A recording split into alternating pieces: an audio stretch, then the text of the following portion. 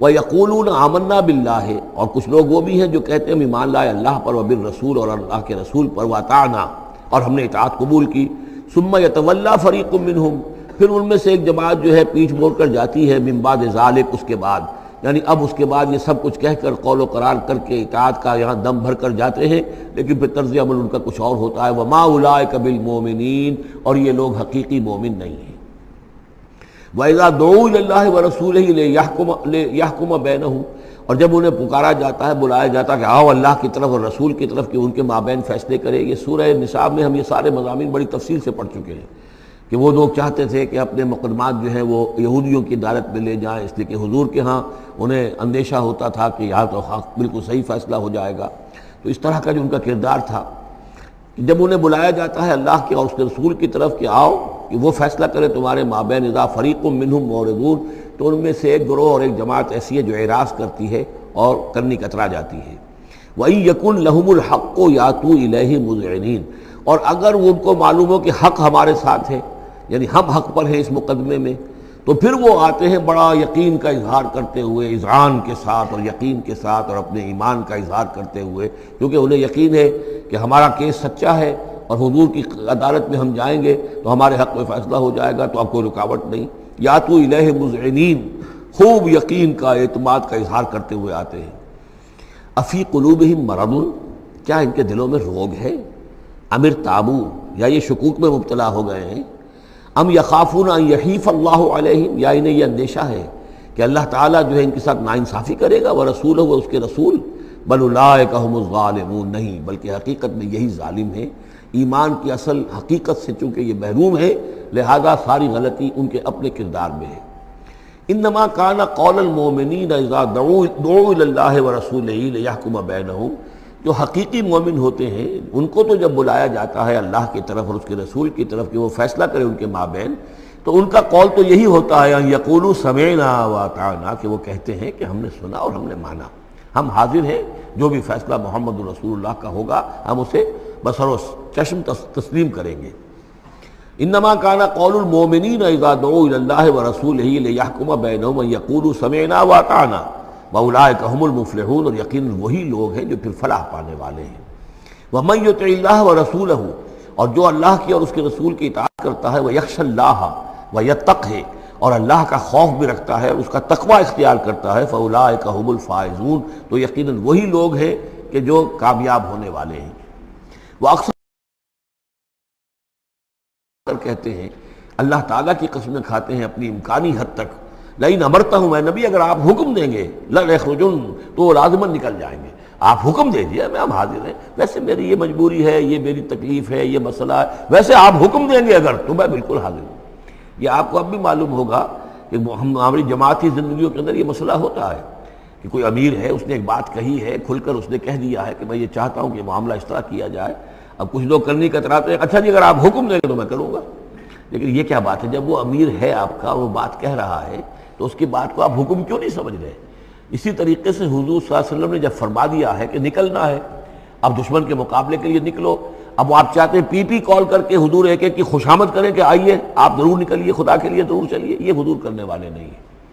وَأَقْسَمُوا بِاللَّهِ جَهْدَ أَيْمَانِهِمْ، اور یہ اللہ کی قسمیں کھا کھا کر کہتے ہیں اپنی امکانی حد تک، لئن امرتہم، اے نبی آپ کا حکم ہوگا تو میں حاضر ہوں، لَيَخْرُجُنَّ، ہم ضرور نکلیں گے۔ قُل لَا تُقْسِمُوا، اے نبی ان سے کہیے تم قسمیں مت کھاؤ، طاعۃ معروفہ، معروف طریقے پر اطاعت اختیار کرو۔ تم نے اعلان کیا ہے کہ تم مجھ پر ایمان لائے ہو، تم نے اعلان کیا ہے کہ تم مجھے اللہ کا رسول سمجھتے ہو، اب جو میں کہہ رہا ہوں اسے قبول کرو، اختیار کرو۔ یہ کیا ہے کہ میں کسی کو ایک ایک کو علیحدہ علیحدہ حکم دوں؟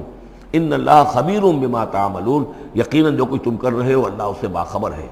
قل اطیعوا اللہ واطیعوا الرسول، اے نبی کہہ دیجئے۔ اب دیکھیے نوٹ کر لیجئے، سورہ نساء میں نے تفصیل سے آپ کو بیان کیا تھا کہ منافقین پر تین ہی چیزیں بھاری تھیں۔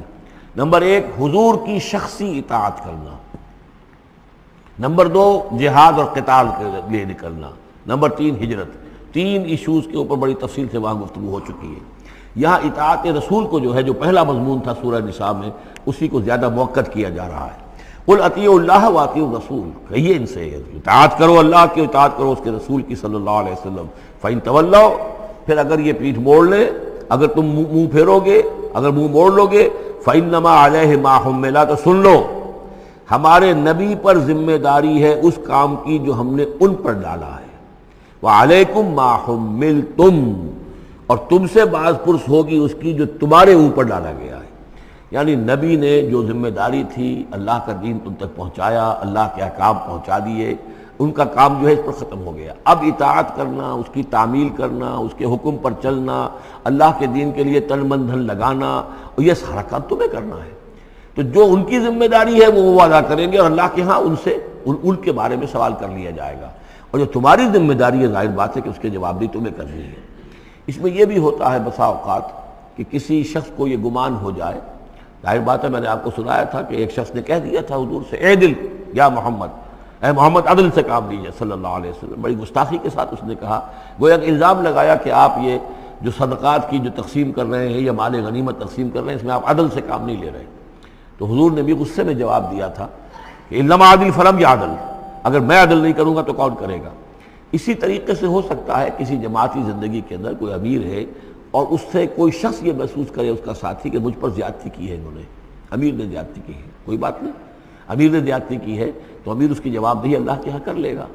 اللہ تعالیٰ کے ہاں جواب دہی ہو جائے گی، اور اگر ہو سکتا ہے اس کے کچھ جو بھی نیکیاں ہے وہ تمہارے حساب میں اللہ تعالیٰ درج کر دے، لینا دینا وہاں ہو جائے گا، ڈیبٹ کریڈٹ ہو جائے گا۔ لیکن اس کا مطلب یہ ہو کہ ناراض ہو کر بیٹھ رہا ہو کہ اب اپنی ذمہ داریاں ادا نہیں ہو رہی، تو پھر تو جواب دہی تمہاری ہو جائے گی اللہ کے ہاں، ایکسپلیشن کال تمہاری ہو جائے گی کہ ناراض ہو کر بیٹھ رہے ہیں کیونکہ انہوں نے میرے ساتھ یہ کیا ہے لہذا میں بس اب کام کچھ نہیں کروں گا۔ یہ تو گویا کہ ایک منفی طرز عمل ہے، تمہیں جواب دہی کرنی ہے اپنے فرائض کی، اپنی ذمہ داریوں کی۔ تو یہ جماعتی زندگی سے متعلق بعض بہت اہم ہیں جو مباحث اس سورہ مبارکہ میں آئے ہیں، اور ان میں سے بعض ہمارا جو منتخب نصاب نمبر 2 ہے جو اس سورہ مبارکہ کی آخری آیات ہیں وہ اس کے ایک درس کی حیثیت سے اس میں شامل ہے۔ جو جماعتی زندگی جو ہے جب ایک جماعت بنانی پڑے گی، اگر دین کا کام کرنا ہے تو اکیلے اکیلے تو نہیں ہو سکتا، جماعت کا نظم ہو، ایک ڈسپلن ہو، ایک حزب اللہ وجود میں آئے جو سورہ مائدہ میں ہم دیکھ آئے ہیں، فَإِنَّ حِزْبَ اللَّهِ هُمُ الْغَالِبُونَ، غلبہ جو ہے تو وہ حزب اللہ کو اللہ تعالیٰ دیتا ہے، ید اللہ علی الجماعہ، جماعت کے اوپر اللہ کا ہاتھ ہے، جماعت کی وہ اللہ کی نصرت اور تائید حاصل ہوتی ہے۔ اس جماعتی زندگی کے بعد ایسے نفسیاتی معاملات ہوتے ہیں اور اس کے اندر بعض ایسے حساس مسائل ہوتے ہیں کہ جن کے بارے میں بڑی عمدہ رہنمائی دی گئی ہے مختلف مقامات پر، ان پر ہم نے پھر مرتب کیا ہے منتخب نصاب، مطالعہ قرآن حکیم کا منتخب نصاب نمبر 2۔ قل اطیعوا اللہ واطیعوا الرسول، ان پر جو ذمہ ہے وہ ان کی اپنی ذمہ داری کا، اور تمہارے اوپر جو بوجھ ہے جو تمہاری مسئولیت ہے وہ تمہاری ذمہ داری کی۔ وَإِن تُطِيعُوهُ تَهْتَدُوا، اور جان لو یہ اللہ کے رسول ہیں، اگر تم ان کی اطاعت پر کاربند رہو گے تبھی تم ہدایت یافتہ ہوگے۔ وَمَا عَلَى الرَّسُولِ إِلَّا الْبَلَاغُ الْمُبِينُ، اور ہمارے رسول پر سوائے صاف صاف پہنچا دینے کے اور کوئی ذمہ داری نہیں ہے۔